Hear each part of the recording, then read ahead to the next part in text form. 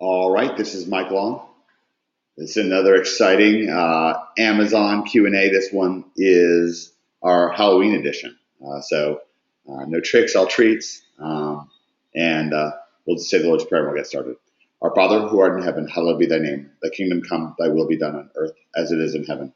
Give us this day our daily bread and forgive us our trespasses, as we forgive those who trespass against us. Lead us not into temptation, but deliver us from evil. For thine is the kingdom, the power, and the glory, forever and ever. Amen. Okay, welcome. We are just getting set to get started here with our OMG Amazon Q&A.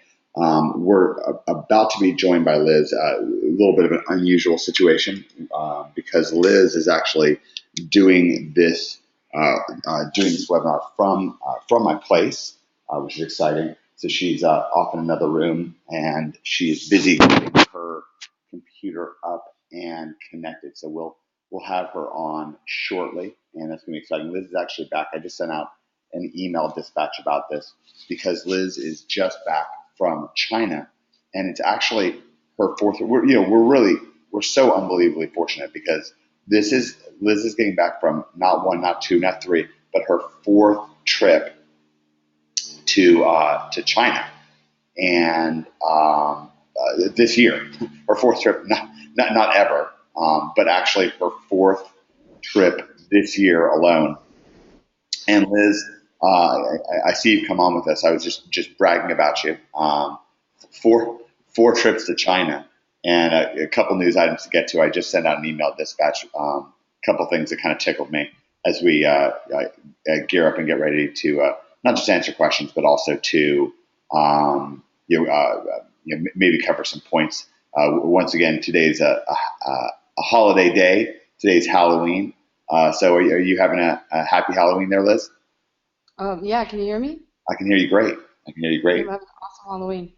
Yeah, fortunately I can hear you here and not in the living room. That would create an echo. Liz is off in the VIP suite.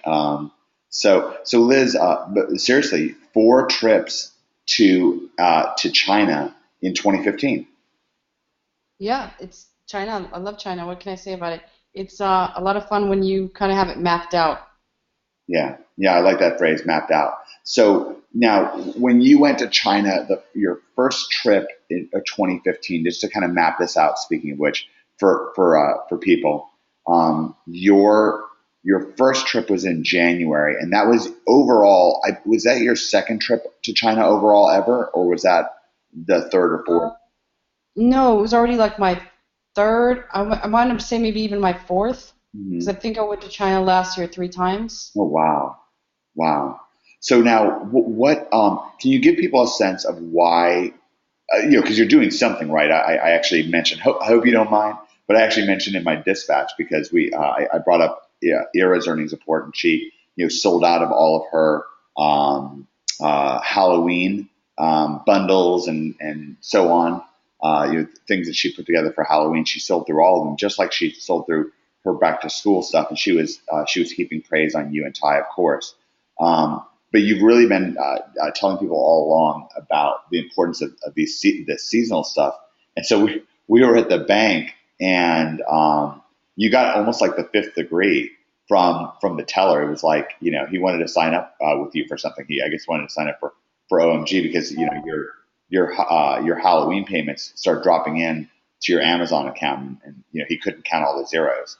But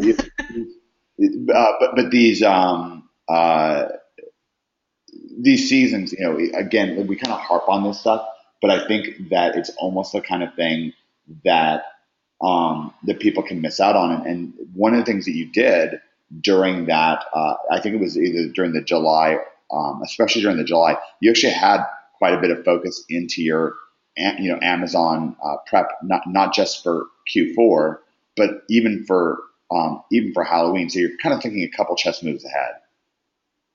Yeah, I mean, Halloween, the thing about Halloween, sometimes it's difficult, even though I think somewhere I read it's like, I don't know how many billions of dollars get made on Halloween, but it's a hard thing because if you pour a lot of money into Halloween, it does pay off, but it pays off so close to Christmas that you kind of have to sort of divide whatever money you have to get into both of them. And it just takes a while to actually master that. And I still, in fact, haven't mastered it.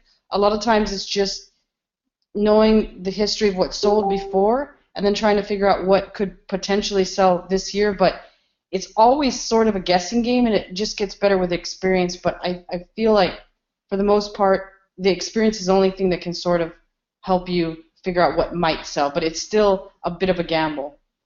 Now, what did you do different this year from last year with Halloween?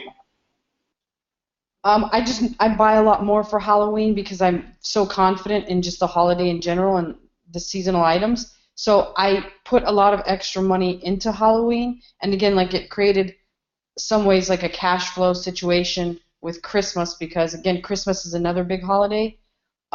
So that's part of like what I'm saying. Like you got to figure out how much percentage of your money you want to put into Halloween, and then how much percentage into Christmas.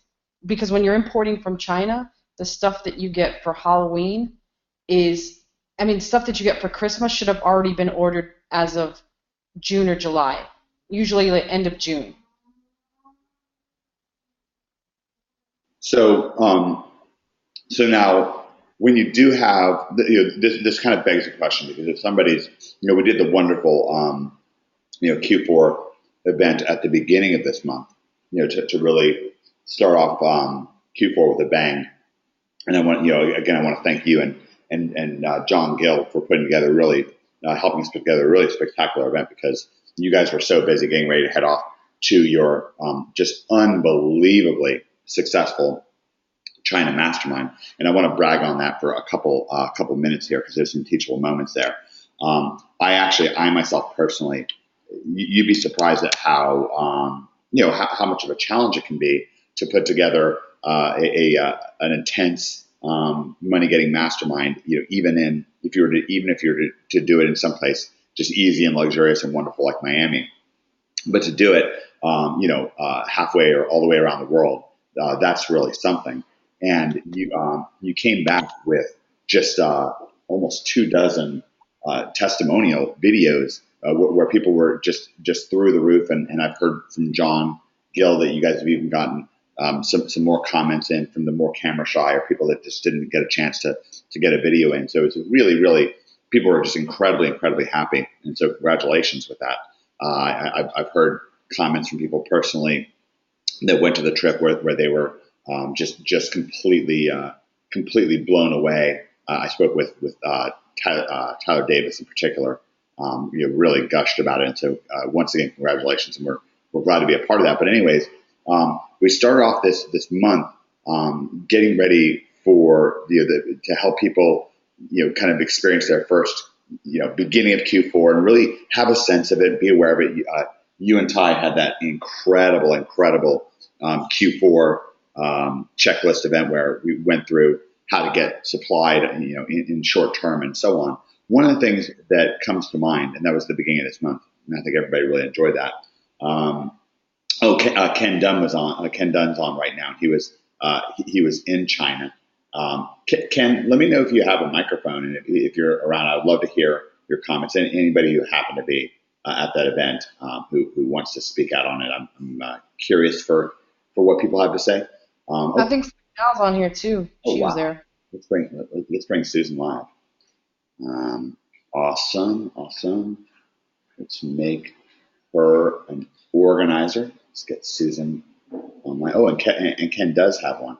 Yeah, we actually talked quite a bit about that China Mastermind. So I think it's kind of nice to kind of just give people a sense of what happened and how it went as we get into things today, our little Halloween party. First of all, Susan, are you there? I am here. Susan, are you back from China? I am back from China. I think, part of my brain is probably still there. As you know, the re-entry and getting unjet lagged is a little bit difficult, but I'm back. It is a whirlwind. I do know about that. So how was you got to take part in the China, in the China Mastermind that we put together with Liz and John Gill, and obviously there's rave reviews on it, but what was your take on it? What were some of your biggest takeaways? Well, my biggest takeaways were actually how well prepared we were for meeting with suppliers. I I had, I've had relationships with suppliers now for a year and a half that I've been working with, but I'd never met my China suppliers personally. And there is a certain way of decorum, a certain way of managing, managing the relationships, speaking to them, that I wouldn't have known about before the mastermind. So having taken a little bit of the time there in the 2 days, I mean, not just focusing on Amazon listings and sourcing products and what you could do, the strategies you could do there, but really thinking about the people, from how you present the business cards to how you manage the discussions with them, I found incredibly beneficial, such that on the third day, when we went out there to hit the ground running, it was much more productive for me. I love that. I love hearing you say that.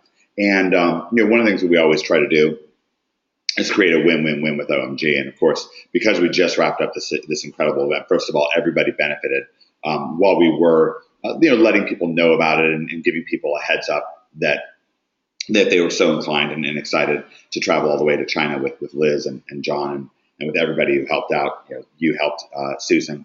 I know that Jin Chan was a real crowd pleaser, and that a number of people contributed. I'm not trying to leave anybody out, by the way. It was just an unbelievable team effort, both by Liz and John, but also by a number of their friends, and of course the attendees were just incredible as well. So it's a really exciting event.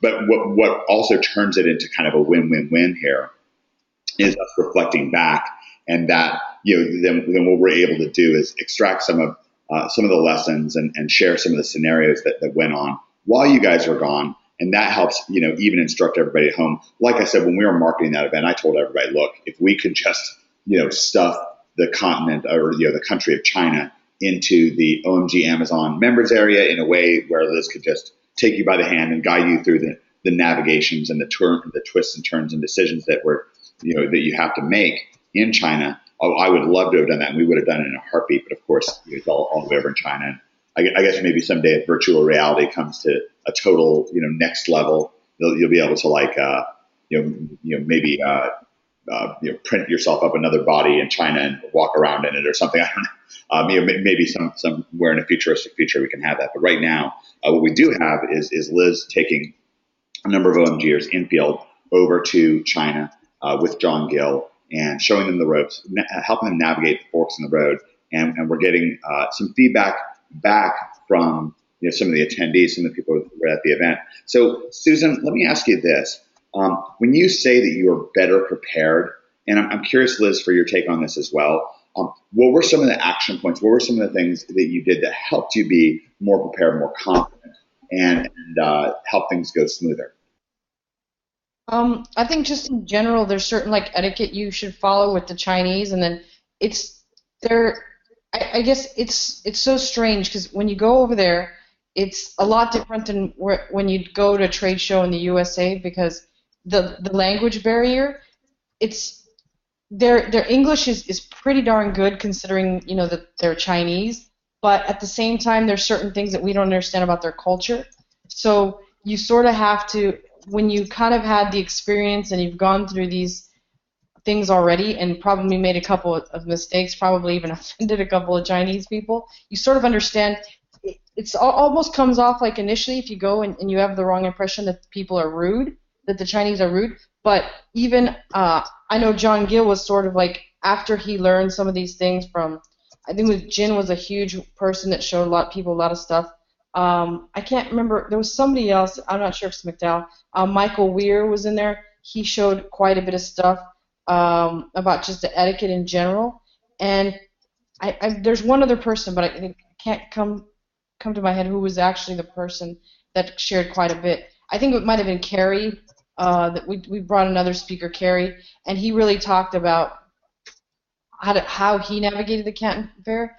And again, what's sort of interesting is that, like I said, it comes off as that they might be a little bit rude, but I think for the most part people just misunderstand the Chinese. They're actually really great people and really nice people that are willing to bend over backwards for you. Right.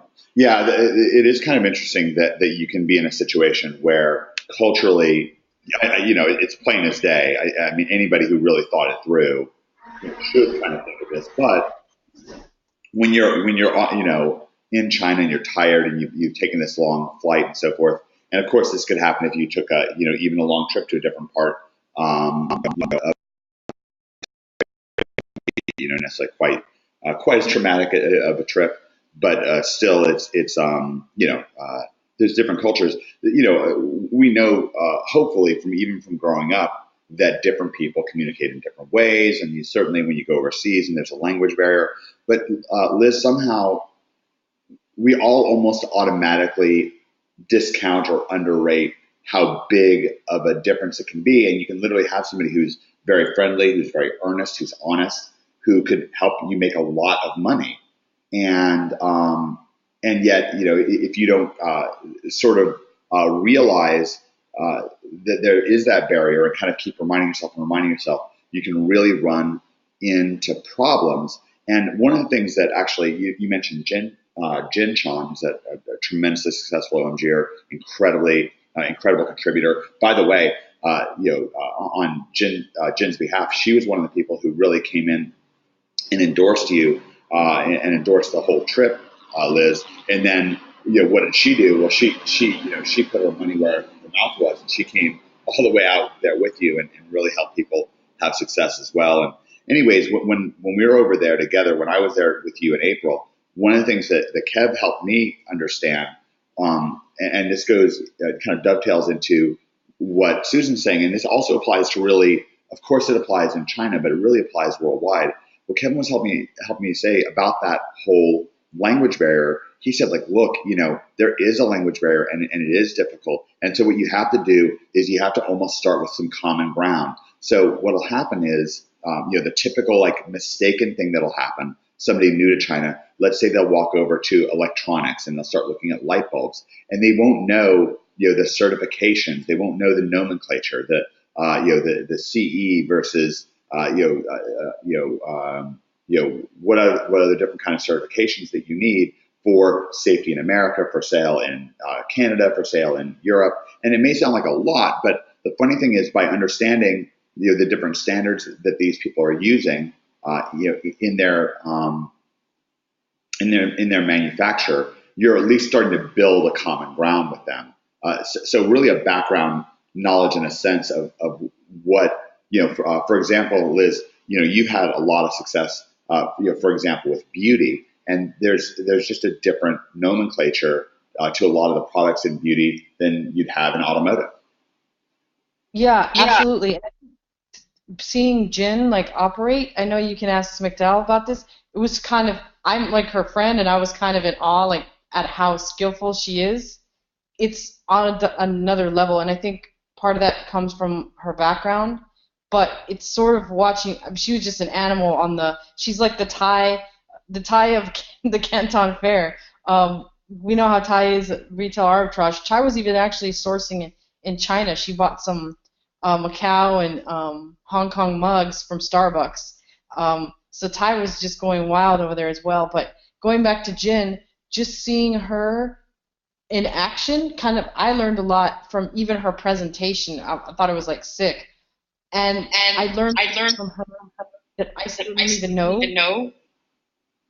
Same thing with Michael. It was just completely interesting. You mentioned some of the people that spoke out and really helped people have success. Ken, and I'm going to try to bring Ken on here in a minute because I want him to be able to speak out. And also Susan, who went there. They're both chiming in the question box, and they said that somebody named Michelle Soy was really terrific. I think you mentioned some people, and then also Susan also chimed in. She said she loved Jin. She helped with the Koreans. She speaks Korean. Yeah, no, it can definitely be a nice thing to have a lot of additional help. And one thing that she really helped is helping people. They were looking at certain products and they would be confused about it, or she was tremendous in helping them kind of figure out what product might work better for them. And what I found that was pretty amazing that I've never seen in another mastermind, and I'm not just saying that because I was one of the people heading the mastermind. I'm saying it because I've never seen this. Jin was so nice, and so was Jin and I would actually kind of like almost do one-on-ones with people on a nightly basis just to kind of sort of help them really get like an idea for what they wanted to do. So we would sit down in the bar and talk to people one at a time, like for 30 minutes or whatever. And so I found that that was like invaluable not only for other people but also for myself. And it just helped me learn a lot about general. And Liz, what were some of your takeaways from this trip to China? Some one or two new points that you learned. Maybe some trends that are going on right now, and things that are changing the dynamic in China. Of course, one of the things that people have discussed is there's been a currency shakeup recently, and so on. So, what were conditions on the ground different, or did it feel kind of like business as usual? I didn't really notice anything different or anything that's changed. Obviously, there's certain trends. Like this time around, I think we noticed an increasing number of those hoverboards. So we had seen that. I know the time you had been over there, and a couple Canton fairs before that. So you definitely see like trends for what's actually happening. The thing about the Canton Fair is more or less just a place to meet suppliers and things like that. The fairs where you really see the trends are typically the Hong Kong fairs, which, interestingly enough, they run kind of during the days that the Canton Fair is off. So that's another part of the whole navigating China is kind of getting a good idea of their train system. And by doing that, you can go between Hong Kong and Guangzhou. It's for like $30 back and forth, and you can actually attend these Hong Kong fairs, which are the fairs that have a lot of trends. But again, that's part of just learning how to navigate China. At first, it seems like really scary. You got to get on these trains. Unfortunately, in Guangzhou, which is where the Canton Fair is at, not a lot of people speak English. So it's sort of like a really scary thing to navigate, and not until you get to know the whole part of the navigation and get to travel in like groups. Because I know you can ask McDowell. I think Ken also. I think they both went to the group that went to Yiwu. So Tai actually broke off after the break, and she took a group of the mastermind to Yiwu. So she had her own little Yiwu mastermind, which was pretty awesome. I know McDowell wasn't too impressed with Yiwu, but I know a lot of other people were very impressed. Uday, which was on the trip, actually sold. I'm not sure was it one product? And I know a couple other people that sourced quite a bit of items from Yiwu. Liz, I wouldn't say I wasn't that impressed. It just didn't fit my business model as well as it did for some other people. I mean, I know Jo Soilov thought it was absolutely incredible and really worked for her. I'm very glad I went. And I think Tai was terrific, and the resources that she put together were terrific. It just, I'm in a different place and functioning with a different business model. Yeah. So I agree. Different, but there's other people. I think Michelle enjoyed it. Is that who you said? Michelle? I think we may have temporarily lost Ty for a second there. Or sorry, not Ty, Susan. So what I want to do is I want to bring Ken live and get a sense from him, from his impression. So Ken, I'm going to unmute your microphone. Ken, are you there? I'm here. Ken, how was it? Was this your first trip to China, or just your first trip with Liz? This was my first trip to China, and my first trip with Liz. All right. Well, give us the rundown. It was absolutely excellent. I mean, I really, I didn't expect what I got. It was more than what I thought it was going to be. Everything that they taught us, basically how to work the fair, and what to say and what to look for, and the different things was an absolute eye opener. I mean, it really did. It helped us a lot. There's things you don't think about when it comes to product sourcing. When you're there and you're one-on-one, you're face-to-face with everybody, and based on the knowledge that they gave us, you ask them questions that you wouldn't normally think of, and a lot of it has to do with whether or not that product can be, sold in the United States or not. But all in all, I mean, it was just the trip to Iwu, and that's what I wanted to kind of say was it was an interesting trip, and with Susan we came back a little early, but I did get a great experience out of that part is because I actually went and visited a factory for one of my products and took one with me and sat down with them for about an hour and discussed, can you make this for me? Can you do this exactly the way that I want it?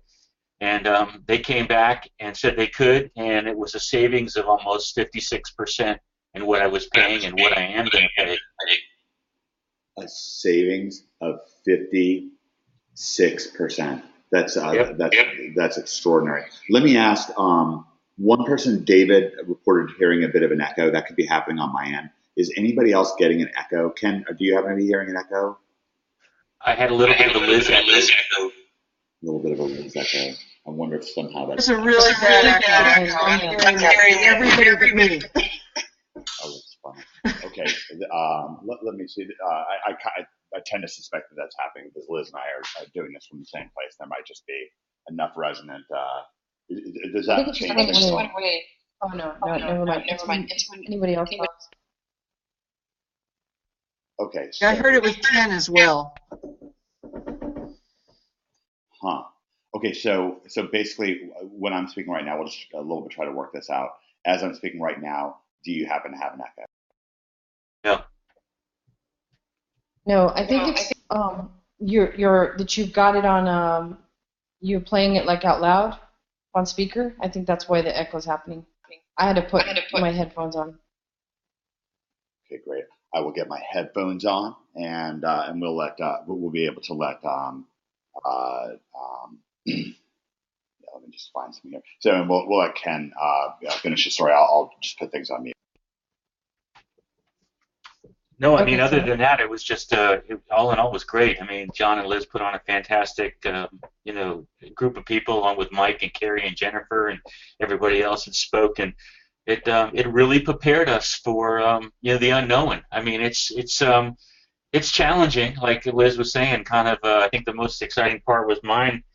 Was a cab ride I had from the Hong Kong airport to from the train station to. It was the most exciting cab ride I ever had in my life, but I think everybody experienced a little bit of that. But just being prepared for the culture and how to discuss with people and just being there one-on-one talking to them. I mean, these people really want your business. They want to talk to you. They you feel a real good, I guess, sincere relationship when you're trying to deal with these people. It's not like they're blowing you off. They really, I mean, obviously they want to do business with you, but I just got a good feeling from everybody that I dealt with that, they really wanted to work with you. And all in all, it was a wonderful trip. That's all I can say. It's just, they prepared us, we prepared, and I walked out of there knowing that I'm already planning to go back next April. And I was going to ask you, Ken, I had a question. So did you have any bad experiences with cabs in China? Other than, well, obviously that was an exciting one. I think Jin kept saying this is Grand Theft Auto Hong Kong because those cabs are just out of control. But did you have any bad experiences with cab drivers in general? No, not at all. The only experience I had with the driver that I had was he couldn't see. I mean, he was all over the lanes. He was driving, driving down the highway. He'd stop literally in the middle of the highway and look up at the sign to see if he was getting to the airport. I mean, it's just, that was the only worst part about it. But other than that, the train system, the transportation system, even the cabs in Guangzhou, I mean, didn't have any problems. You just got to stick with the registered ones and not try to get picked up by a bandit cab, But other than that, I didn't have any negative experiences at all. Right. I heard about two. Well, one of them was I actually jumped into a cab, and it was with Ira, actually, when I was showing her how to actually navigate the cab system. And I jumped in there with her in a cab, and the guy, all of a sudden, he was fine with giving it to us at the metered rate when we were at the hotel.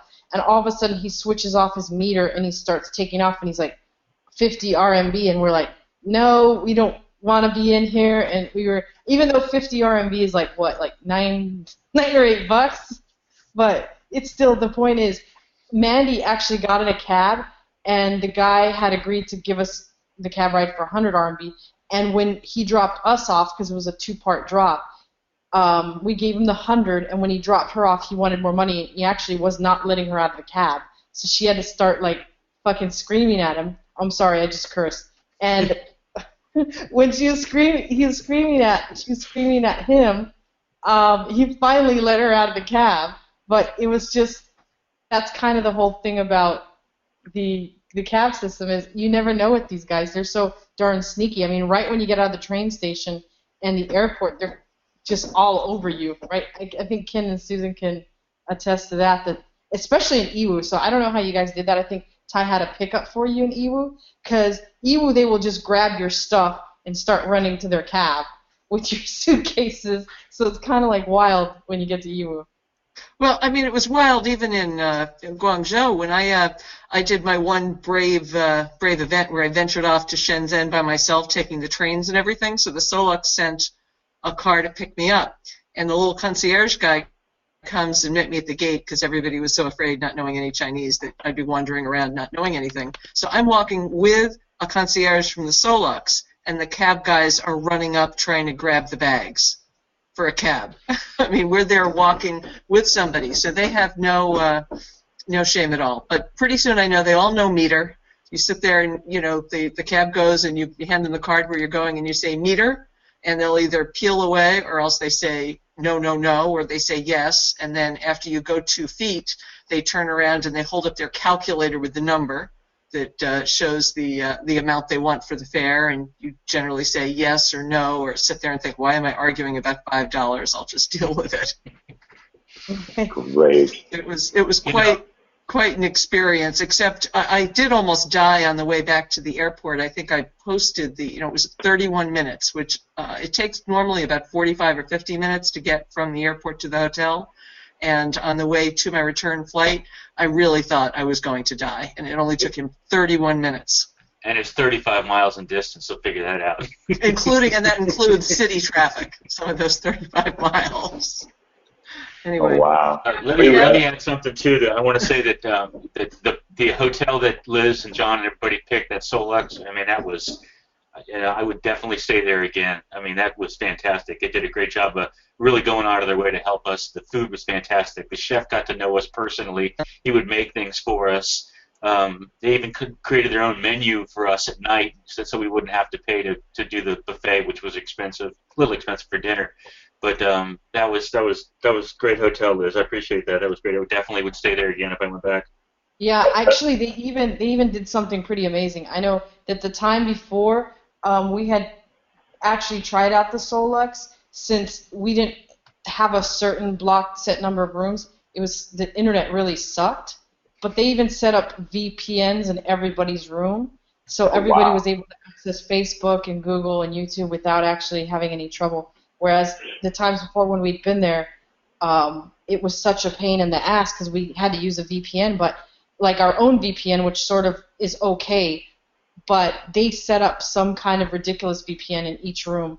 So the internet was amazing, because when I moved over to the Mandarin at some point later to kind of like enjoy the spa, even though I never even got over there, their internet sucked. So it just goes to show how the Solux really wanted to help us out as much as they could, which, again, amazing hotel. For the price, it certainly could not be beat. There were people that changed hotels to another hotel after the Solux, realizing, no, they should come back to the Solux, and that's what they eventually did. I know there was quite a few people that actually came back to the Solux after trying another hotel for like a night. Yeah, well, I want to kind of point something out. So when we're talking about VPNs, and these are, we're giving you these different data points. It's almost like triangulating these different details. And at first you might say, well, look, I just want to sell some stuff on Amazon. Why do I care about VPNs in China? What is a VPN, and why do I care about China? Well, of course, China is one of the biggest sources in the world for products. So I guess that's not too much of a mystery why we're talking about China. But when you do get over to China, Facebook and Google are banned, and they actually, with the ISPs there, they actually block out, any traffic. If you're trying to go from your cell phone or your computer and you're trying to go to Facebook or to Google, then you're just going to hit a brick wall. So what you have to do is use a VPN, which is a service that allows you, it sort of masks your IP and makes the computer or the ISP or whatever think that you're coming from New York and that you're not in China. and therefore, it's kind of like a loophole or an end around where you're able to access Facebook or Google. So it's basically typically an app on your cell phone or on your computer that you turn on, and once it turns on, it signals to the internet that you're somewhere else, that you're not in China, that you're in New York, or you're in Dallas, or you're in Franklin, Tennessee, or whatever. And so, but that is, it's an interesting point of customization, though. The fact that you can, kind of get to know people like a little bit better, get to know people at the Solix, because when we were there, everything was so hectic. I stayed at the Solix, and everything was so hectic with some of the other stuff that was going on, because it wasn't a trip that Liz had organized and worked with John and got some help from David Mills and so forth. Gotten really organized. The way that you guys put it together was just spot on. A lot of spit and polish and great. But the fact is, when you do have your senses about you and you are able to kind of catch your breath and look around and start optimizing, there are a lot of things that you can do. And I think that's kind of a message that's throughout, hopefully that people are taking away. And again, this is not something that just applies in China to Chinese suppliers. But if you go to Dallas to meet with a supplier, if you like I said, if you go to Miami to meet with a supplier or whatever, then some of the same meta concepts are still at play. Some of the same principles are still at play. But Liz, when you went over there the very first time to just this last time that you went, what are some of the biggest differences that you noticed? Because now it's 7 trips in. The first time you went was probably towards the beginning of 2014. Is that right? No, I believe it's 2013. Into 2013, maybe? Or it might have been the very tail end, that October. I believe that October Canton Fair was the first one I went to. Okay, so almost exactly 2 years. And if you're able to give people like a little bit of a sense of what it's like for you, of course, you're now helping other people navigate, some of these twists and turns, and hopefully we can find a way for you to do another mastermind, because people will love that. But what are some of the differences that you yourself, of course, I know that there's a lot of them, but if you're, to boil down to, one or two things, or a scenario that happened this time, what are some of the differences? I think the biggest difference, and I think our main goal when we were doing the mastermind, is to actually give people a sense of confidence. So, a sense of confidence in just going to China in general, because I can remember the first time I went to China, it was scary as hell. And I went on my own, and it was sort of just, there were times when I was there sitting in the hotel room thinking, like, what the hell have I done? I was ready to leave and go back home. But I think that when the whole goal of the mastermind in general is giving people that sense of confidence where they can show up, and I've kind of already just showed them how to, in a way, like, make China sexy. Like, the whole thing, like, when we got there, or when you arrive there, like Ken can tell you, he came from Hong Kong, and he was able to get on the train, head over from the Hong Kong station to the Guangzhou because of the instructions that we had actually given everyone. There was even like Jin. Like one things that I even taught Jin was there's actually a transit hotel in the Hong Kong airport, and people were saying that Hong Kong was sold out that night because of the fares, but that transit hotel always has empty rooms, and the price is like only $300 a night compared to the rest of Hong Kong, which is $600. And that Hong Kong airport is like its own city. I could actually live in the Hong Kong airport if I wanted to for a month or two, if I really wanted to. There's a mall in there. There's a freaking theater in there. There's all sorts of crazy things in that Hong Kong airport, and you wouldn't actually know these things unless you've been to China before and you've sort of like gone out and explored. So again, we wanted to make it as easy as possible for somebody to just go in there and understand what those 2 or 3 years of my experience, what I learned from those 2 or 3 years. And I think, like, I feel like really happy hearing Ken, because I haven't spoken to Ken since the actual.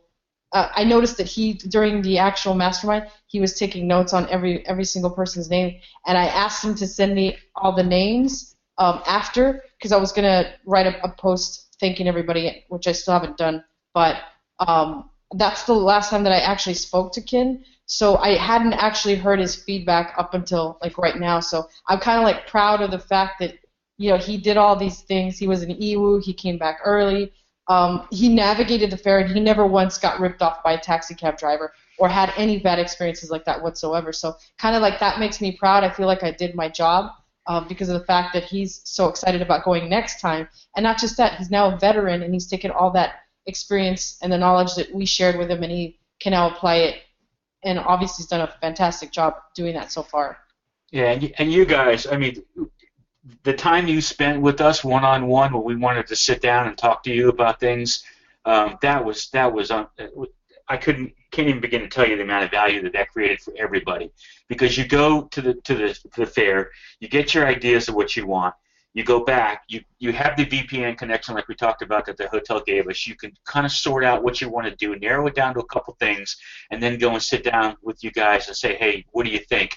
And that was worth its weight in gold right there, is to be able to get that knowledge and your feedback and your experience from all you guys of whether or not it's a good product or a bad product or what you should do. Because I mean, I took away something from everybody, whether it be good or bad. I mean, I got a lot of good information from people, and then I found out some things that I don't want to do because, but that right there was the time you spent organizing it, putting that together, and spending time with us once we got there was fantastic. And I got to say thank you for that. Thank you, Ken. I appreciate you saying that. And I'm just going to add something in there because, Liz and John had bounded this mastermind that it was going to be a 2-day mastermind, and then there would be time in the evening for questions and taking people around during those 3 days of the fair. And then after that, there was a break, and then there was phase 2. And during the break, some people went to the Hong Kong fair, some people went to Yiwu. But here we are back in phase 2, and Liz was still coming over at night to talk to people who were still having problems with products. There were, days after the mastermind ended, when people wanted time with Liz, she was coming back over to the Solux, going through pages and pages of products and showing them how to evaluate things if people were still having issues. It was that was really incredible to watch her commitment and her dedication to making sure that everyone who came over to the mastermind left with what they came for. Thank you, Smack. I appreciate that. It was true. Well, thank you for what you did. Really wonderful to hear, and I want to kind of zero in on something that Ken said, and of course Susan followed up in the same thread. Now, anybody could say, well, that's fine, sorry, like from the outside, and this person wouldn't have to be necessarily very skeptical. I'm just trying to kind of think things through a little bit here for everybody. So someone could say, well, that's all well and good, but why did you have to do it in China? But again, that's, because Ken and why couldn't Ken and Liz have just gotten on Skype from, in America and had that same invaluable thing? But Ken, I don't think that that's true. I don't think it would be the same thing. One of the things that we said while we were marketing this event, and I didn't have a stake in it financially, but it was very important to me that it go very well. And I did work hard to market this event and to do a good job with it. But Ken, one of the things that we really talked about during the marketing of the event was, look, if we could stuff China into your members area, we would. But the facts on the ground are just different when you get to a completely alien place, a completely alien culture. There's a lot of decision points. There's a lot of forks in the road when you get there that you can't anticipate until you are there. And that's where I think that fine-tuned approach to helping you navigate those forks in the road really comes in. But I'm not trying to put words in your mouth. I'm just curious what you think about that. Oh, I totally agree. I mean, I wouldn't have been able to go over there on my own and try to do what I did without getting the experience from what the others had done. Everybody that had been there before contributed to the mastermind group in a very large way. Liz, John, Jennifer, Carrie, everybody. I would have felt a totally different outlook on it if I hadn't had done it this way. I just don't think I would have been able to feel comfortable with trying to navigate it or do those things. And I think that they made it very, very, comfortable is the best way to do it with the knowledge that they gave us and how to do it. I don't know what to say other than I think it would have been very difficult to do. you could have done it. I just don't think you would have got the full potential and the benefit and felt comfortable with it if you'd done it by yourself rather than with them. Well, I know for me, I wouldn't have gone on the factory visits. When I had gone over there, I had made arrangements to meet with the suppliers that were coming to Canton, but I hadn't thought, oh my God, I'm going to venture off into the wilds of China to go to these factories until after the first day, and Mike Weir went through how you manage a factory visit.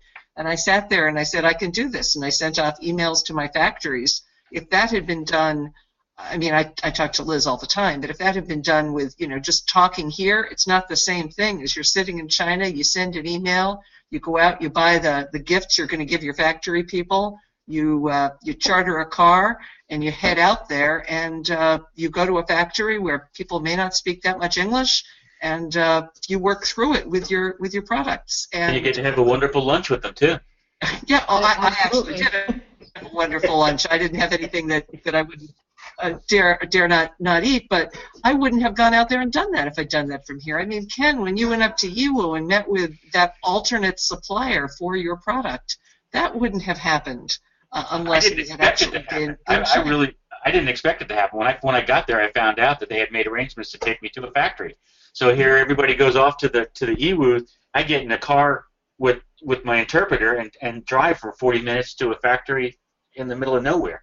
I mean, that experience right there, and then sit there and talk to them and tell them this is what I want, and try to explain to them. And the more people that came in the room, the higher the level of English came, to finally where everybody was on the same sheet of music. And when they pulled out the calculator, just punched a bunch of numbers in and showed me this is my price, I had to restrain myself from not trying to keep my emotion, because, like I said, it was a 56% difference in savings of what I'm paying now to what I'm going to pay. So that right there was worth its weight in gold. I mean, and then I think there was, there were three of us that walked the fair in phase one together, and there was one booth that we really liked the people that we met. It was for a certain product. There were three of us in different niches. I guess I'll mention Theo Handon, Joe Soilev, and myself, and we're all in different niches. But this particular vendor had products that would work for each of us. And we saw them the first day, and I think I got a sample the first day, and then they emailed us that night saying how much they'd like meeting all three of us, and then we stopped by again.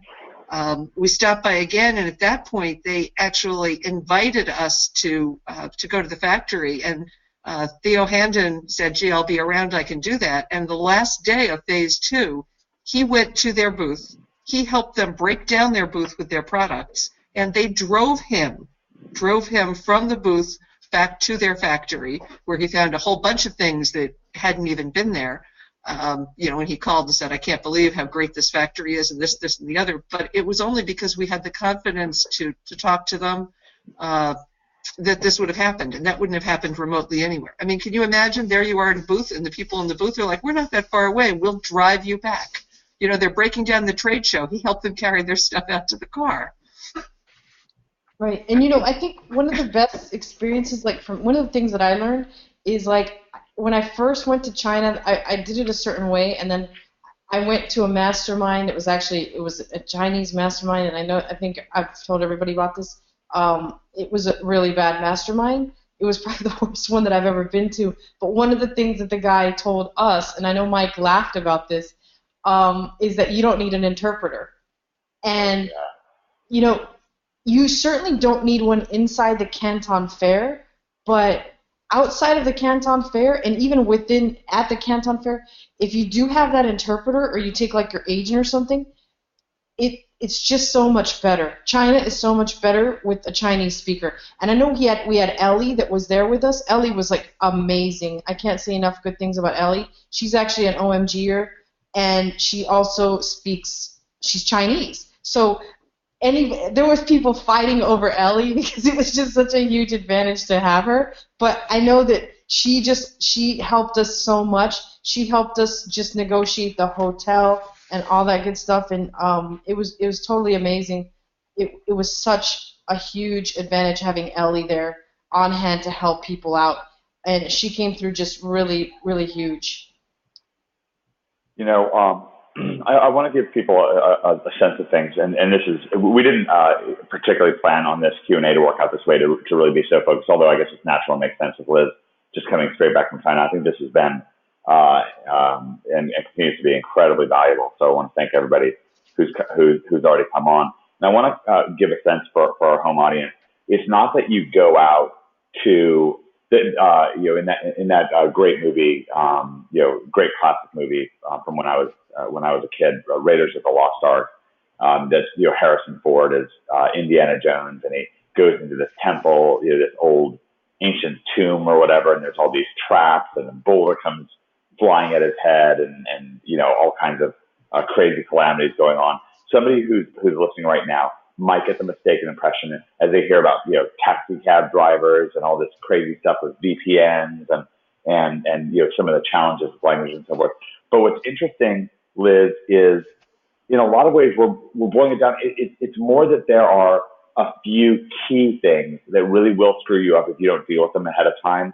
But once you do that, people are really off to the races. And I think that's one of the reasons why you got so many testimonials, like having Ken come on today, like having Susan coming on today. And I saw Susan Hokema. I think she was there as well. She's in our audience today, and she's been chiming in as well. I think that's probably one of the reasons why people just love the experience so much and benefited so much. Because once you tick off a few of these boxes, once you know how to deal with the travel, once you know how to deal with the food, things just become a little bit different.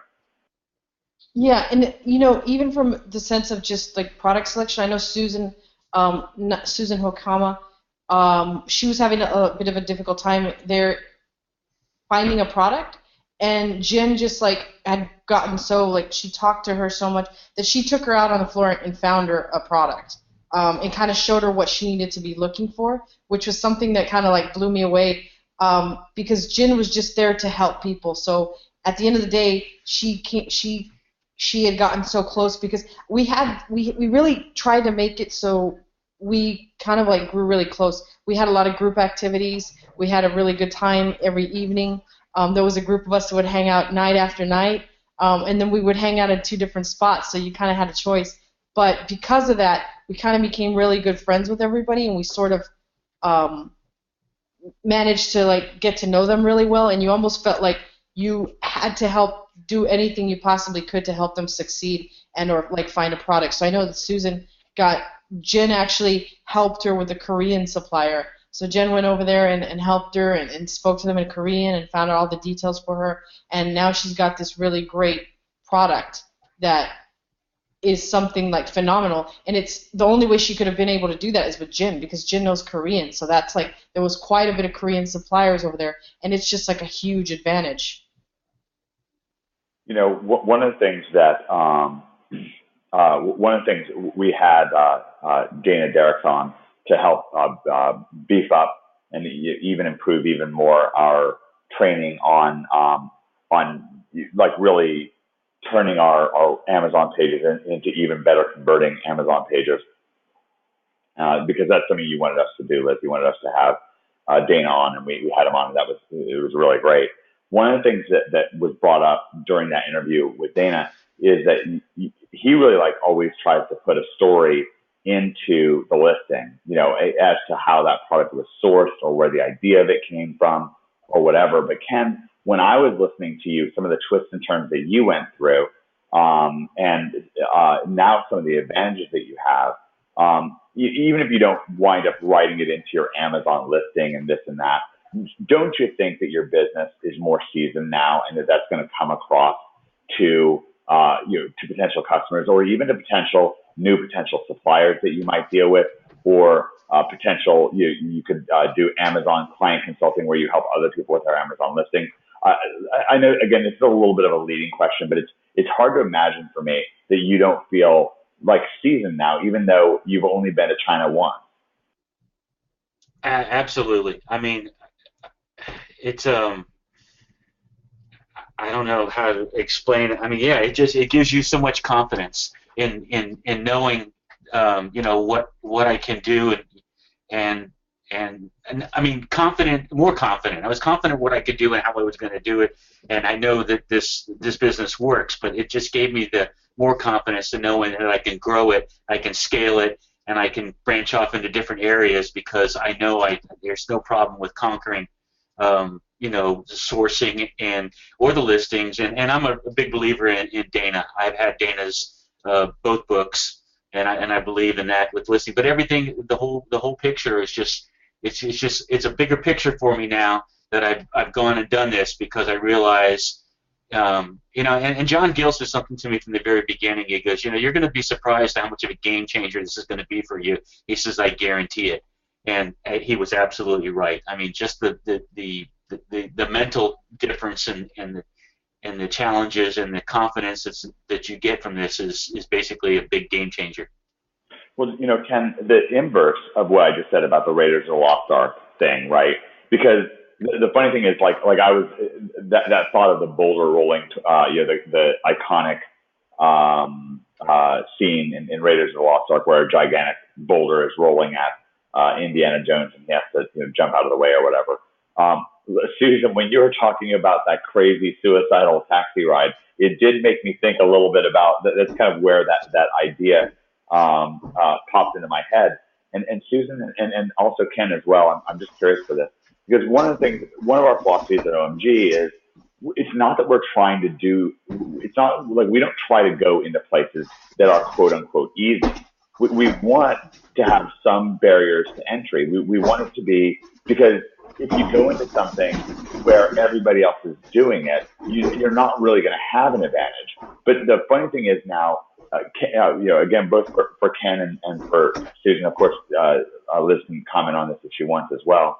But the funny thing is, suddenly these things that were a barrier for you, dealing with the VPNs, dealing with the taxis, dealing with the eating, dealing with preparing yourself for negotiations and talking to these suppliers and vendors, going for a factory visit.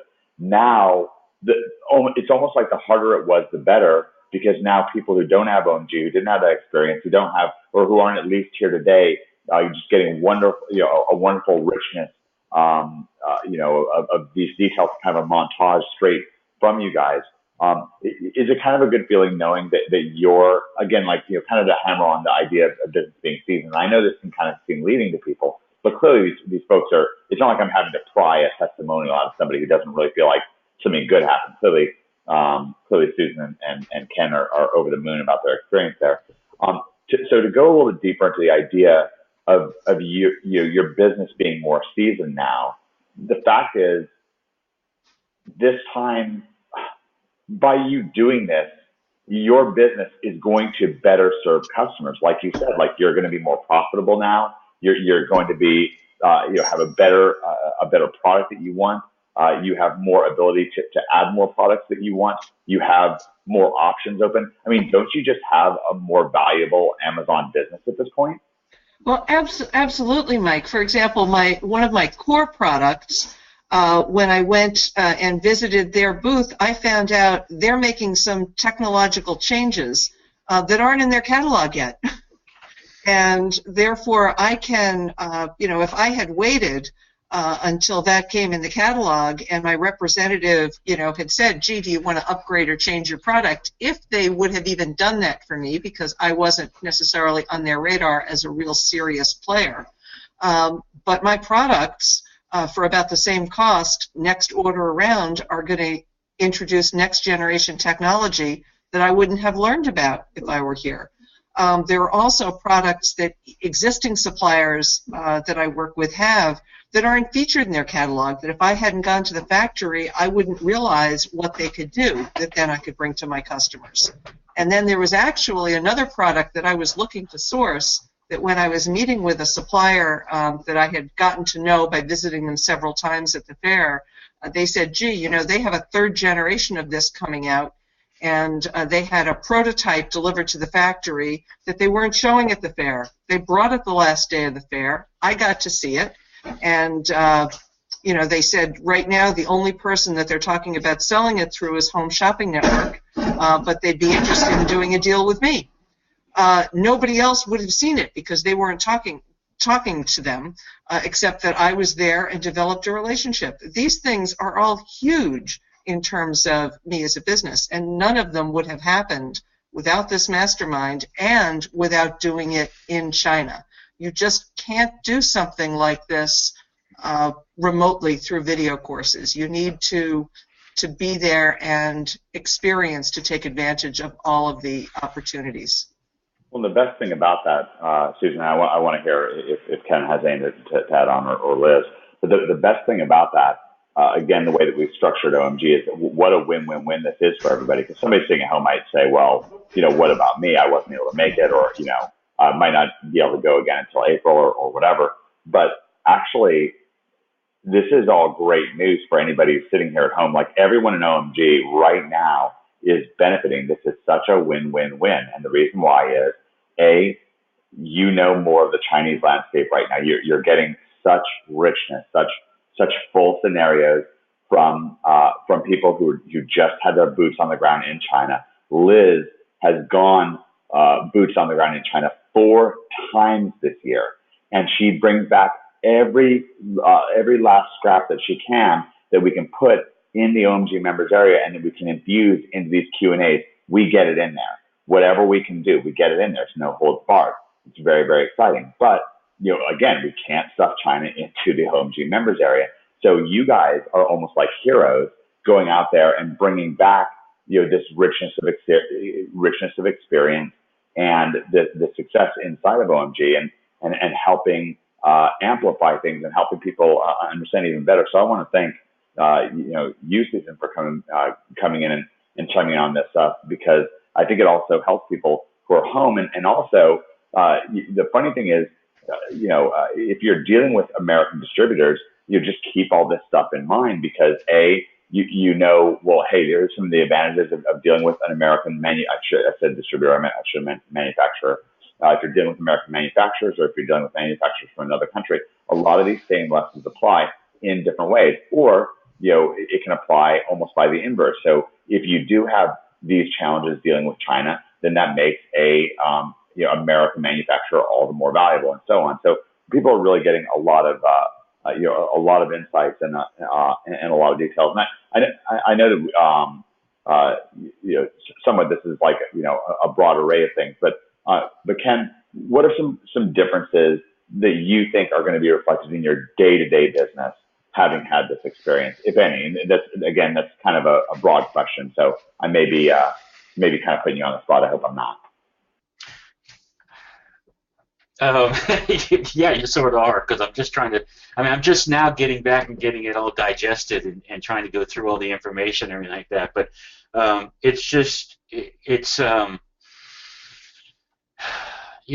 there's so much I learned, and there's so much that I need to follow up with and go through when I get back. It's just a key motivational factor.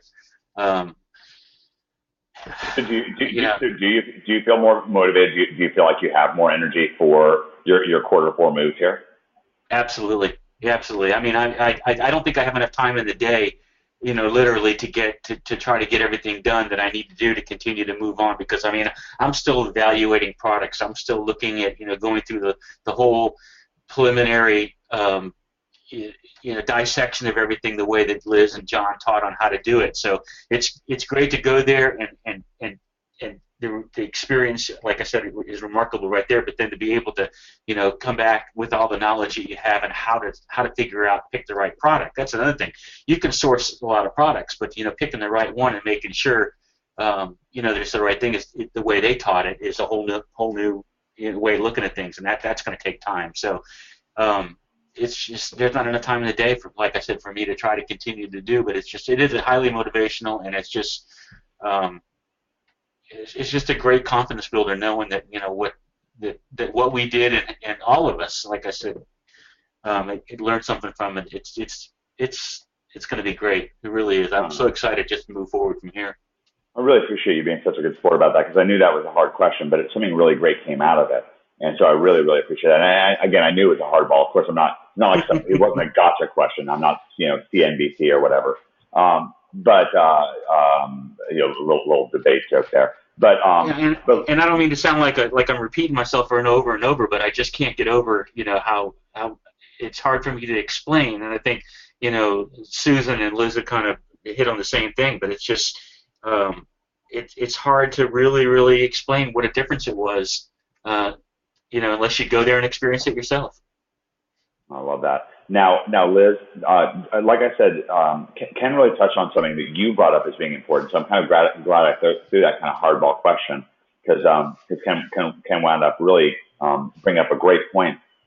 Liz, and this matters to whether you're going to China or even going to an American trade show, even in your own hometown. One of the big the holes in the leaky bucket. One of the holes that comes up is that when people get back from these trips, a lot of times it's hard for them to maintain the momentum and the energy they had and to follow up with suppliers and so forth. How do you deal with that? I just kind of make goals for myself when I do, and I know it sounds like cheesy or whatever, but I think Carrie talked about this at the fair. You gotta set, because we go there and we see like all these different products and we're like, wow, what are we gonna do? There's so much different choices. One of the keys is really, he talked about how he puts things in 3 different stacks. And again, I'm just giving a tidbit from some of the things that we did talk about. And have things that you're positively going to go after that are like a must, and separate those and then get to work on those one by one. So I kind of think that's sort of how I do it, because you come out of there and I've got at least 7 or 8 products right now that I got from the Canton Fair. Which one of those am I going to go after? Since I have a system for going after them, I'm obviously going to do all 7. But if I'm brand new, the way I tried to explain it to everybody is just get one good product out of this, and it already paid for itself and some. If you get that one product down and then follow through like on a certain process of follow-up, that's all your primary goal is. So a lot of times we think about it and we're so overwhelmed by all the opportunity that there is out there that it just overtakes us and it overwhelms us, and we don't even follow through with one thing. So I think the goal of this actual mastermind is I wanted everybody to come out of there having at least that one product, and then in order to make sure that they follow through and like succeed with them, we were going to have a couple of follow-up webinars that we're going to be planning as soon as we get back after OMG Live. There's going to be some follow-up webinars to make sure that everybody's following through. So there'll probably be at least 3 follow-up webinars, and make sure that everybody's following through with that process on that one product that they pick. So it's pretty much putting everybody in the situation where you're going to have to show us that you've got a product and you've followed through. I mean, that's about the best way that I can actually help people out, is making sure that they follow through. Because as I've spoken about it before in OMG, learning Amazon and that first product is always sort of like your tuition. There's nothing guaranteed when we pay a college tuition that we're going to be able to get a job at the end of that 4-year education. So with Amazon, it's the same thing. If you get that one product out there, you learn the entire system. There's nothing that guarantees your success at that product, but you have the system down, and now you can take a multiple amount of products having that system and launch those, and the odds are pretty greatly much in your favor that you'll succeed with at least one of those products, if not all of them at that point, because you have the entire system down. So going into this actual mastermind, what we did is we did a survey to see what people wanted to learn about, and interestingly enough, there was like 15 people on hand that actually were over $100,000 a month earners, and still, despite having those 15 people on there, 80% of the people, the number one thing that they wanted to discuss was product selection. So we went deeply into product selection. We had Mandy there offering time with everyone, and still in the follow-up she told everybody, again, because she got to get to know them pretty well, send her a message on Facebook if they needed any help with product selection. And so we learned a lot about Mandy, including the fact that she is a part-time fitness model. So we learned a lot of interesting things about her. And again, it was an amazing experience, and I know that I didn't get to answer how it helped my business. I can tell you that there were bombs that were dropped in that mastermind, even from the actual people. We talked a little bit about sharing, and everybody was just so open. It was like pretty amazing. There was some tidbits that a couple people shared that were just out of this world. Like I even had my notebook out and I was taking notes as I was doing the actual as I was kind of like leading some of the discussion, I had my notebook out and I got several tips and bits that I just know that I'm going to use this year and make a lot of money using them. Well, let me then advocate on behalf of us poor schlubs that didn't get to go. No, and that's wonderful. And we really are, I think, overwhelmingly happy for the people that did get to go. But for those who didn't get to go, can you give us a little bit of a takeaway on product selection, something that you took away from the event that you didn't know before that can kind of benefit everybody? To be quite honest with you, there was one thing on product selection I did everything on those product selection videos, which are available for everybody in the members area. But the one thing that I learned is in those videos, I talked about how I use brackets and/or parentheses for selecting a product when I do the search in the search bar. One of the things that I learned in there that everybody should know is to never use the parentheses, instead use the brackets, because the parentheses are commonly used within the Amazon search algorithm, and if you use the brackets, they aren't. So the brackets actually bring out better products.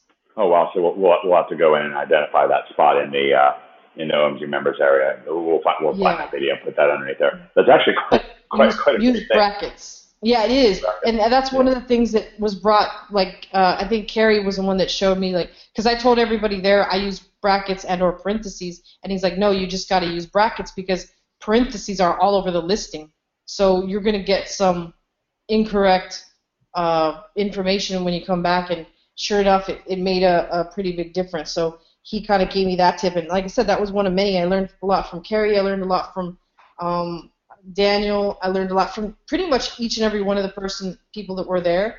But from the actual mentors, Michael Weir was just like amazing. I know that Susan and Ken can tell you guys. Jin was, ridiculous. Michael Weir, Jin were pretty darn ridiculous. Those were two people that I learned quite a bit about. Smecdal even went up there and talked a bit about reviewing and review clubs and email list building. And that combined with Michael Weir's strategy, which was, I was like totally floored by Michael Weir's strategy. It was just crazy. If you combine what Smack shared with Michael's strategy, it's kind of like a pretty much like game over in email marketing and things like that for Amazon. Oh, tremendous. Let me ask you this. Susan O'Keefe, I noticed that you're mentioning the trip as well. I wanted to make sure that we gave you the chance to chime in case you happen to have a microphone and want to come live. So I wanted to mention that. And Liz, let me get back to what you just said because it's exciting. One of the things that you've done as we kind of like take a deep breath and we look back over the last year in OMG and what you've brought to the table with this Amazon, it's just incredible. Like the individuals that you have brought in, recruited and got them not just inside of OMG but incredibly active. Like Susan, who's right here right now. And there's so many examples, people that you've been gushing about, rightly so, like Jin and like Ty and like Mandy, just been also incredible. And I just want to thank you on behalf of all the OMGers that are on the line right now listening to this, because you just have this habit. You care so much about what you bring to the table. 4 trips to China, and whatever we can bring back. Of course, we can't tell you other people's secrets and this and that. That just wouldn't be ethical, and we don't do that kind of stuff. But wherever we can, if we can get a piece of it, or if we can get something that we can bring home to OMGers, and of course it works overwhelmingly. We see the incredible success inside of OMG, but this is also how we push things forward. This is how Liz is pushing things forward, and there's so many overwhelming advantages that we already have in our members area. All the traffic techniques from the OMG SEO, where you can be ranking your stuff in Google. From we've been talking about press releases in the last week and the power of press releases, and the more you mix that with Google SEO, how powerful that can be. Obviously we've got brute force giveaways and what we've been doing with pay-per-clicks with Jack Carvel. There's so many powerful traffic methods. Now getting even deeper into product selection and just all these things. It's just really exciting to me, and I just really hopefully everybody can take the time to thank Liz for all of her hard work and dedication, everything that she's put together for everybody. Because we can really see that this is a win-win-win situation. Again, if Liz hadn't had the excitement, the energy, and the moxie to put this China mastermind together, we couldn't be. First of all, in the lead up to it, that opened us up to be able to share tons of additional tips and training and additional Q&A webinars that we wouldn't have been able to bring you otherwise with John and with Liz and with several wonderful special guests. And now here we are after the fact, still benefiting, still getting great tips, great insights. We just learned about the bracket, research, for example, and just so many, just such a richness. Also, the camaraderie and Liz, the more and more you're knitting things, more tightly, so our members are meeting each other and getting together. Obviously, you're tireless with the assimilation tour, going to event after event. I was trying to add up all the places to give people a sense for all the things that Liz has done for OMG in the last year. She's traveled to China 4 times. Okay, almost every single one of those trips, or all those trips, she went to Hong Kong as well. This year she has traveled to Miami several times for OMG. She has traveled to Phoenix. She has traveled to Orlando a couple times. She has traveled to Los Angeles. And how many times in Vegas? Is it like 10 times you got to Vegas this year? I mean, I probably left some things out, Liz. I mean, it's been a whirlwind year for you. How do you do it all? People ask me that all the time, and I work really hard. That's what I like to do. I like to be just boots on the ground. Cotton talks about it all the time. I like to have boots on the ground. At the same time, this business allows you the freedom to do pretty much whatever the heck you want, because you can run it from just about anywhere, even from China, with a good VPN. But the bottom line is that I kind of really love what I do, and I love to help people. Certainly, I think Ken and Susan have shown that I practice what I preach, so I like to be out there just helping people, and I'm in a pretty good position to sort of do that, because I like to see people succeed. And this business, a lot of people can make this business work for them as long as they kind of have the right information. And unfortunately, a lot of us are always given the wrong information, or information from somebody that doesn't know what the hell they're talking about. So like I said, I practice what I preach. I like to have boots on the ground, and I just like to help people. And I enjoy networking. I think networking is my favorite thing. I love to meet people, and I love to help them out. And networking and sharing are the 2 biggest things. Anybody that's heard me speak before will know that those are like the 2 big things that I've taken that I can teach anybody is get out there. It might feel awkward to sometimes get out there.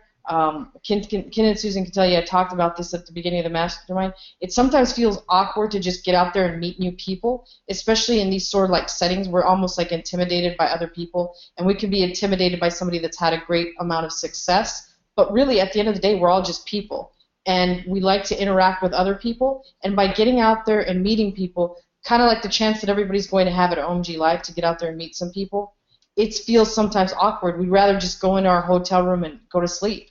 And it's also tiring, but at the end of the day, you never know if a guy that you meet there at the bar is going to be your next business partner, your next good friend. So that's kind of what I try to tell everybody to actually do, and that's why I like to travel and get to meet people.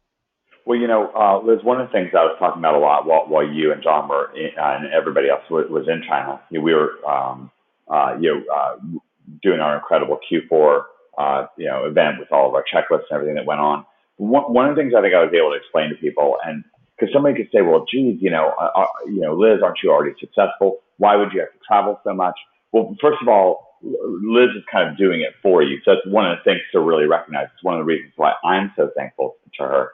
But I explained this during that Q4 event. And what it is there's just simply a key difference between the Amazon search engine and the Google search engine. Now, the Google search engine used to be what I would call a kitchen sink search engine, where almost the more you throw at it, the better you're going to do. And that's how Greg Morrison, for example, made his first couple $1 million online. He would just send, just even thousands or tens of thousands, or who even knows, millions of backlinks to all kinds of websites, and he wouldn't even care about hardly what the anchor text was or where those links were coming from and so forth. This is back in probably 2010, 2011. Well, what happened is that Google, not even so much that Google wisened up, but Google just simply made a change. They made a fundamental change where they became more of what I would call a balanced ecosystem search engine. And what that means, what I mean by a balanced ecosystem is that if you put pressure in one place, it changes another thing. If you get rid of lizards, then lizards might eat mosquitoes. So if you get rid of the lizards in your backyard, you might get bit more by mosquitoes, and that's the way an ecosystem works. So, if you change one thing, it changes everything. So with Google, the way it works is if you change one anchor text on your website, even one letter, it can make a huge difference in the way everything works. And of course, Greg Morrison has that figured out for you with along with our wonderful player coaches. Now, Liz, Amazon at this point is more like Google was back in the day, to where we just want to throw the kitchen sink at it. The more the better traffic techniques. If somebody's doing having great success, for example, using Google traffic and getting when it's one of the big things that you do both with YouTube and with Google is ranking videos and getting in lots of people coming into your listing from Google and from YouTube and having watched a review video and then they buy. But that doesn't mean that you don't feel like doing brute force giveaways, or that you don't want to do some of these other things that we can do to pump things up. You really do want to kind of throw the kitchen sink at it. And it's the same when it comes to products. It's also a kitchen sink approach to products. And what I mean by kitchen sink is just the more is the more. So if you're getting a bunch of visitors in from Google SEO, and then you do a brute force giveaway, and then you're doing some of this other smart stuff that we're talking about, press releases and so on. You can do promotions with Amazon pay-per-click. All these things, the more you get, the better everything else works, and that's just the way that the Amazon system works. So when you get into talking about all the networking that you're doing and all the boots on the ground that you have, it's not because what we have isn't working. It is working. It's working like gangbusters. That's what's got you so fired up, is because that this is like the old days in Google where you can throw the kitchen sink, and that's why you've been just crisscrossing the globe, and OMGers are just benefiting like crazy because you're just arming them with so many more things that they can do to just really throw the kitchen sink both at their Amazon traffic and at product discovery. Right, yeah, and like the whole brute force thing, that there was actually a guy at the mastermind that had implemented while we were in China, and he said he had moved up further than he'd ever been using the brute force. So he was like so pumped about that technique that it made his mastermind just the brute force thing that we discussed over there. So I kind of walked him through it step by step and helped set it up for one of his products, and he was like just over the moon about brute force. He had never heard of it because he actually wasn't in OMG yet, but as a result of that, he was wanting to join to see what else we had inside OMG. So I think that it's like a huge advantage. The stuff that I talk about in OMG is the stuff that I'm using, and it really works when you go out and do it. It kind of seems like scary, and sometimes like, oh, it feels like I'm doing like a dirty trick or something like that. But at the end of the day, it's a search engine. Like, we're manipulating the search engine results within Amazon the same way an SEO would manipulate the search rankings within Google. It's basically the same thing. It's like a game, and we have to figure out how to best play that game. And when Google and or Amazon adjusts, in a way, Amazon is search engine, I believe, is mimicking a lot of what Google did, like you said, back in the day. So we have to sort of use that to our advantage because we are inside of OMG. So just having that SEO background, like I tell people I'm the worst SEO in the world, but it's because I'm comparing myself to Greg Morrison and Cotton Grammar versus like other people that claim that they're SEOs. I'm actually not that bad, and it's because of the stuff that I learned inside of OMG or just hanging out with Cotton and hearing him talk about different things and just having the ability to network with these guys, like the greatest SEO minds. So that's why I tell people I'm the worst SEO. But because of that, we have an advantage because we can see what Google's done in the past, just having that SEO background, and so we can almost predict what Amazon is doing. So Amazon's like I would say like a year behind Google. So whatever Google adjusted to a year ago, Amazon is barely like going through that. So luckily, since we're inside of OMG, we kind of know everything that's going on like SEO, and we can sort of see how it relates to Amazon. So you have to realize that Amazon is copying everything that Google does because they view Google search engine as the best in the world, so they want to sort of mimic what the best is. So if people sort of understand that, they have a huge advantage. I love it. I love it. What an exciting time to be alive, you know. I'm sure everybody right now pretty much has their panties on fire to just run in the OMG members area and just rip it open and start going back through your materials with renewed energy and confidence and excitement. OMG is a city on a hill. We just have such an extraordinary situation here. Going on with Liz's just unbelievable leadership and all the incredible help she's getting from John Gill and from Susan, who's on with us today, from Ty, from Mike Bittler, from Jack Carvel. I mean, so many people. David Frippery, most recently, has just been so tremendously generous. It's just really wonderful seeing everything that's going on, everything that's in play right now. And I really want to thank everybody for jumping on this event with us. We've really had such a tremendous time. Anybody, Stacey's adding. By the way, if you're asking a question right now at this stage in the game, if you're in October, let's say like late October right now, and you're watching this webinar and you're asking a question like, "Hey, what's the brute force giveaway?" It's a valid question, but it's a little bit of a tip to me that you haven't been through our Q&A webinars because we've probably brought it up about 20 times at this point. That's okay, but I will, of course, I will answer that question for you. But one of the things that I hope that people get out of this event is you really, while it is exciting, all the opportunities are out there, remember your home is OMG. And if you haven't been through those trainings that are in your members area right there that Liz has just unbelievably labored and worked to provide for you. She's traveled the world and in between, she's put together these incredible trainings for you, these incredible lessons for you. You really want to get stuck in your OMG members area. There's so many just wonderful unicorns in there. Things that are just fabulously valuable, golden nuggets in there that can really help you just have extraordinary success. That said, Stacey, if you want to try to a brute force giveaway, the short story of it is you can increase the price of your product, then do a giveaway of your product, and then lower the price back down, and it has a huge oftentimes effect with Amazon with your rankings in the Amazon search engine. And one of the things you can do is you can try to reach out to Susan Ann McDowell in the Facebook groups, and sometimes she can even help you set up that brute force giveaway and get it all up and out. So we really appreciate that. And again, thanks for your question. This is wonderful. Vivian says, such a great frickin' call. Thank you so much, Mike, Liz, and Susan. I'm going next year with you guys. Oh, that's wonderful, Viv. I know that Liz would love to have you along on her next journey. So is that Bittler? You said it was Bittler? No, that was Vivian. Vivian. Oh, I thought it was Mike Bittler. No, Vivian. Vivian Williams. Hey, Vivian.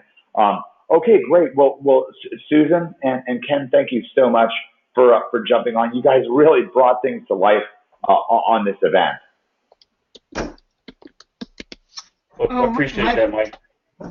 Yeah, my pleasure. My pleasure, Mike. It was. I'm still a little foggy because coming back from the jet lag, but it was awesome. And my big thanks to Liz and John and everybody there who helped us. And I really hope that everybody who's listening think very seriously if Liz and John do decide to do this again and open up a limited amount of spots that you sign up right away before it fills up, because this is it's a life-changing opportunity. No, it obviously is based on the buzz. Mike, let me say something real quick. The majority of the people that were on this group in the mastermind were OMGers, and right there, that's a testament that shows you how OMG coincides with our workings with Amazon. But the people that weren't, Susan spent a lot of time one-on-one convincing them. So watch, you're going to get some more people interested because she did a great job of trying to recruit everybody. I love hearing that. And Susan, just so you know, Ken, you'll be interested in this as well. Liz is right now formulating an all-new formula for how to recover immediately from China trips and to be right back on her toes. She's been working hard the last couple nights to really to show her new method off, the G-cell method. So we're having a lot of fun. We're always innovating, always testing at OMG. So anyways, Liz, let me give you the final word and we'll wrap things up here. Nothing. I just appreciate Susan and Ken. I was not expecting this, but like I said, I try to bring tremendous value, and I've got a lot of great stuff lined up for people. So I'll be coming up with some videos quite soon. Yeah, I think we're really, I think we're all chomping at the bit and really, really looking forward to what OMG has in store in 2016. All right, I want to thank everybody for jumping on. It was a really lively event. It just somehow wound up being almost even more than I possibly hoped for. Something with definitely the last 2 or 3 Amazon Q&A webbies have really, really hit the spot, kind of been a particularly great way to race into Q4 and to head for the finish line in 2015 and to just blast into 2016. I know it's just going to be an unbelievable year for OMGers. So I want to thank everybody. OMG is a city on a hill. It's a place where friends come together in Providence, and we will see you inside the OMG members area. We'll see you inside the OMG Amazon Plus Community Mastermind secret Facebook group, and we've got more twists and turns to come as the year wraps up and as we race into 2016. All right, God bless you all, and I will see you on the inside.